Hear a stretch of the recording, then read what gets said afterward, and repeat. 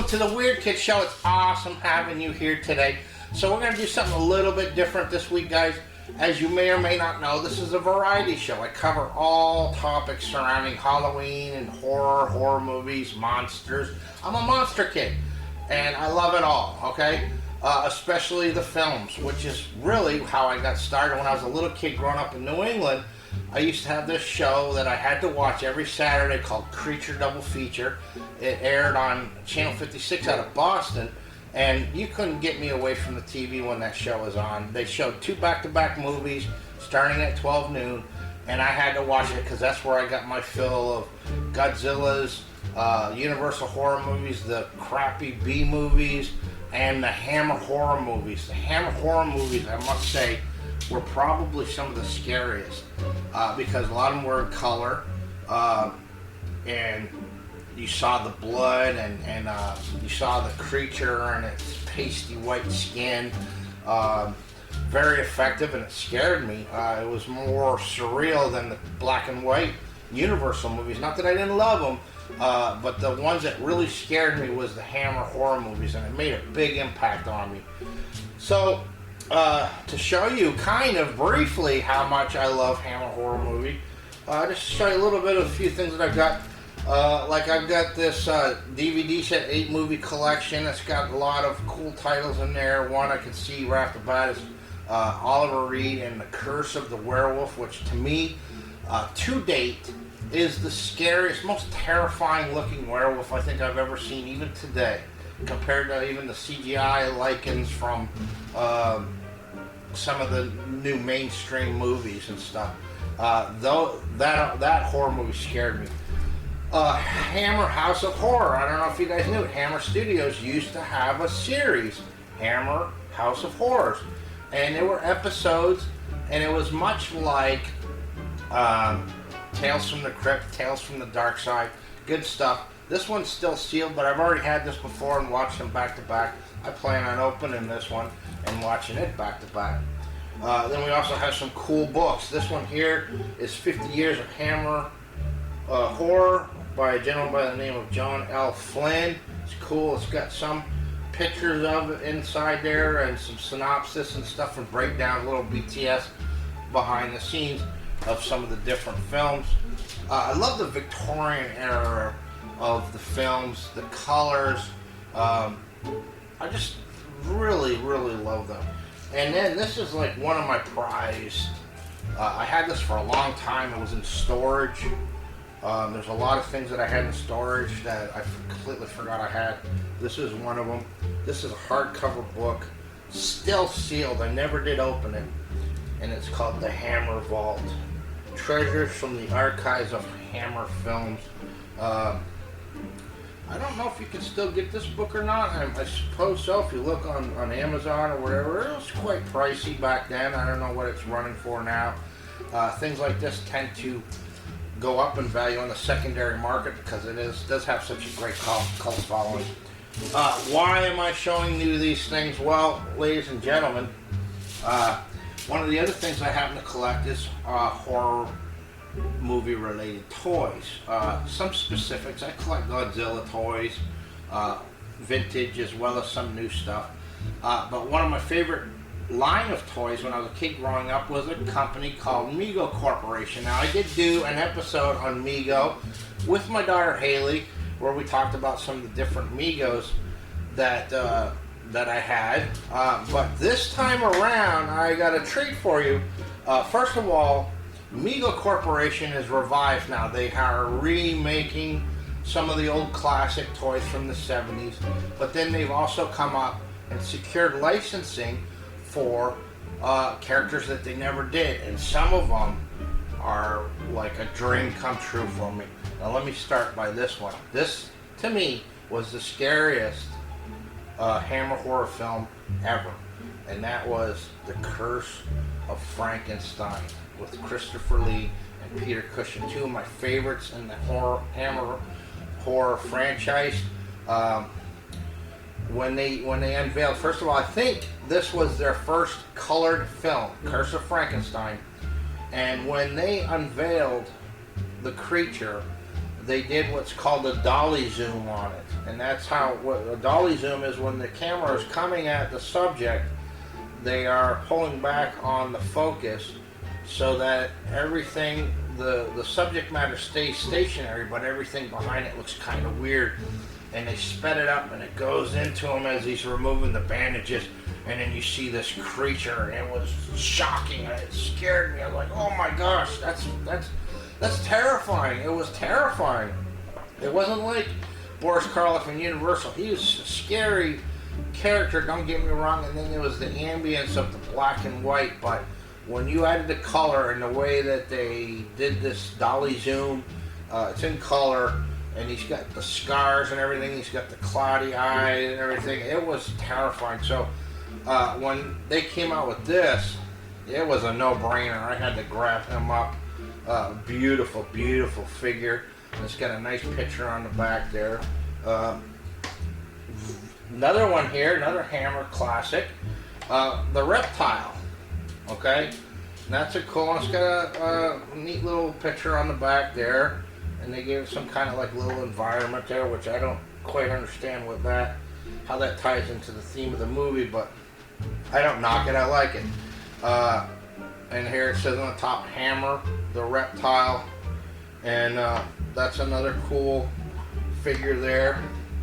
But then there's variants. Now a variant is something where they will release a run of figures, and then maybe the 100th figure or the 1000th figure, they might change something. It might have a different material for a jacket, or it might have an extra accessory or something. There'll be something different about it to call it a variant. And there are people out there who collect variants of multiple figures. There could be 10 variations of this figure, and there'll be a collector out there that wants to find every single variant. Well, they did that with another figure I was so psyched to have gotten. This is Van Helsing from Peter Cushing. You might recognize him as Grand Moff Tarkin in Star Wars, okay? And he was the Vampire Slayer, okay? And now in this one here, he's got 2 candlesticks that he used in the movie to create a cross, okay? So that is one version of this figure. But then there was another version of this figure, okay, same figure, but instead of the candlesticks to turn into a cross, it comes with a little, it's a bit puny, but it's a stake, you know, because, you know, you put a stake through the heart of which would have been Christopher Lee as Dracula. But me, I liked it. I had to have both of them because there's not an abundance of Hammer horror figures, so anything they come out with, I'm going to grab up, and if there is a variant of it, I will grab it as well, because I just absolutely love the Hammer stuff, and I love Mego, so this is a no-brainer for my collection. Now, there was a special deal, and I want to say, that was about 9 months ago. It was a while. Some of you may know the name Topps, T-O-P-P-S. Sound familiar? Well, it should, because Topps is the leading company that makes baseball cards.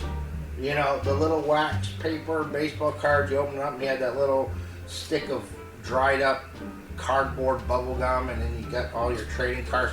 Well, Topps was famous primarily for their sports cards, but they had got into some other non-sports cards too. I think maybe the Jaws cards and Close Encounter cards, stuff like that came out in the 70s and 80s. I think may have been put out by Topps, I'm not sure. Anyways, Topps and Mego had partnered up to release some exclusive Megos. And when I say exclusive, meaning that you had a certain amount of time to go to the Topps website and pre-order these exclusive figures. And I think they had a counter on the website, and I think you only had literally 5 days to order these figures.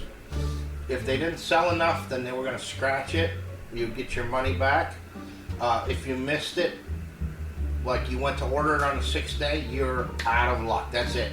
5 days to order these figures, otherwise you weren't going to get them. So they had Hammer figures. I saw these and I was like, whoa, I gotta have them. They also released some exclusive Planet of the Apes figures.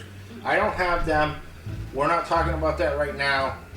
Maybe I can do that later on if you're interested. They also did some Planet of the Apes exclusives through Topps that I'm a big fan of that as well. I have a big Planet of the Apes collection. If you want to see that, I'd be more than happy to show you. Today we're talking about the Hammer stuff. So anyways, they had, there was a number of characters. There was one of them, which was Gorgon. They ended up pulling it at the last minute. I had ordered it, and I was excited about it because it was a really cool looking figure. But apparently there ended up being some kind of a licensing issue, so they ended up having to scrap it. And then we all got our money back, which I was disappointed. I would have rather had the figure. Anyways, what I did get, I had to wait a long time. I think it was like 9 months it took to get these, and they finally arrived. And here, ladies and gentlemen, is a Topps exclusive Mego Hammer, the Plague of the Zombies figure. And I'll tell you what, it is wicked.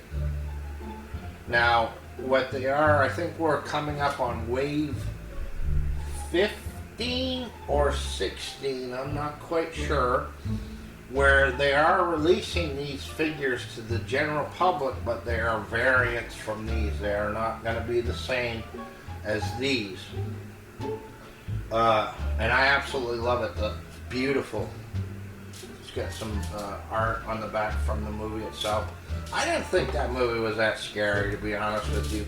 I know it takes place, it's supposed to take place in Cornwall, in a Cornwall village in England, and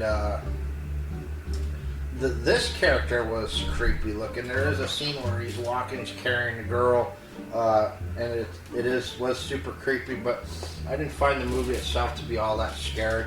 Cool though, it's Hammer, I had to get it. The next exclusive was the Hammer Phantom of the Opera. Now this one here doesn't say Hammer on it, I don't know why, because it is a Hammer film. Another one that's really cool. And here, that's good stuff. And last but not least, we have another one that had Christopher Lee and Peter Cushing, The Mummy. Good stuff. And you can see we have some of the on the back there. Now, already I'm really curious to know if I have a variant of the exclusive figure, because photos of this figure showed it had like big holes in the front here. I do see I have a hole here, but I think there was supposed to be another hole over here, and I don't have that. And somebody online had questioned that too. They said that theirs looked different from mine. I'm sure there's going to be some variants of these characters, and only time will tell, because they're all starting to just trickle into the buyers' homes now. We're starting to see photos pop up of this long journey. I know there was a lot of people that were getting frustrated on the wait. It had left a bad taste in some people's mouths, but patience pays off, guys. We finally got our figures, and to me, they didn't disappoint. There was some other figures there. There was a Hunchback that I got in the exclusives, and they also did a Grim Reaper character, but they were not Hammer horror related. I do have the Hunchback, but he's not a Hammer character. If you're interested in seeing my Mego collection, I'd be more than happy to show you. In fact, I've got a pretty good sized toy collection. It's all over the place. I'm trying to get it more organized and stuff like that. So I just love this stuff. I love to collect. So anyways, guys, if you want to check this stuff out, you want to hear more about it, just let me know down in the comments, and I'd be more than happy to throw together a video sharing my toy collection with you. So if you're interested in collecting Megos, be it the vintage ones or the new ones, I want to encourage you to go check out a gentleman by the name of Brian Heiler's YouTube channel called The Plaid Stallions. Brian, I've known Brian as an acquaintance for many years, dating way back to the early Mego Museum days. And he is a tireless curator that has worked tirelessly for the Mego community, the Mego Museum, and with Mego Corporation now. I guess he's like an advisor, but he's also on his own ventures where he's putting out books on Mego knockoffs and stuff like that, toy ventures. But aside from that, the man has a plethora of knowledge about Mego, from the backstory to its release, licensing, legalities, everything, sales, how years things were released, how well they sold, the fate of them were. He's just very knowledgeable, and he will do episodes on random lines, not just Mego Corporation, but he'll do other vintage toys as well. He'll also do reviews on the new figures.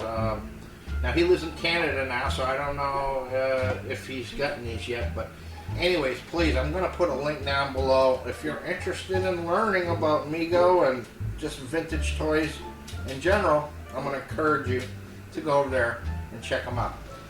While you're at it, check out my brothers, Keith from Cobwebs and Candlesticks and Vic Springston from Monster Misfits. Together we make up the Trio of Terror. Now, all three of us are not putting out many videos lately. Vic and Keith are feverishly trying to get ready for MHC. Unfortunately, I'm not going to be able to make it this year, and I'm dealing with some issues here. I'm soon going to have my house rewired for my high-speed internet because that's been a problem.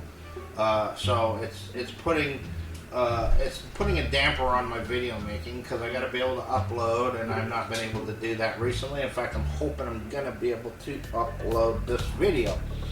But we're not going anywhere. We're here to stay. So anyways, guys, I appreciate you so much. And until next time, peace.